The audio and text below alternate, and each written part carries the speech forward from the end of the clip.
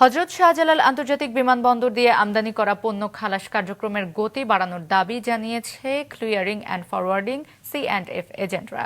আগুন লাগার পর বিকল্প ৯ নম্বর গেট দিয়ে সকাল থেকে পণ্য খালাসের পরিমাণ বাড়লেও তা আশানুরূপ নয় বলছেন সংশ্লিষ্টরা। গেটের পাশে গাড়ি পার্কিং ও পণ্য রাখার পর্যাপ্ত জায়গা না থাকায় পড়তে হচ্ছে বিপাকে। কার্গো বিমান থেকে পণ্য যেখানে নামানো হচ্ছে সেখান থেকে গেটটির দূরত্ব বেশি হওয়ায় পড়তে হচ্ছে ভোগান্তিতে। বিকল্প জায়গায় পণ্য খালাস সংশ্লিষ্ট কাজগুলো শেষ করার জন্য পর্যাপ্ত ব্যবস্থা না থাকায় বিলম্ব হচ্ছে কাজ। তাই দ্রুত নতুন নির্মাণ হওয়া কার্গো টার্মিনাল চালু অথবা আগুন লাগা টার্মিনালটি সংস্কার করে চালুর দাবি সংশ্লিষ্টদের। আগে যেভাবে আমরা ডেলিভারি দিতে পারতাম এখন ওইভাবে পারতেছি না। ডেলিভারি হচ্ছে একটু স্লো মোশনে হচ্ছে। এখান থেকে ডেস্টিনেশন না হলে 2 কিলো হবে মাল। ওখান থেকে মাল নিয়ে আসে ক্যারি করে এখানে যে বাইরের যে সিস্টেমের মালটা এখানে ডেলিভারি দিচ্ছে তাতে অনেক সময়ের প্রয়োজন। হঠাৎ বৃষ্টি আসে, টাইম টেপ নাই ওর মাল আসলে ভিজে দেবো, মাল ক্ষতি হইব।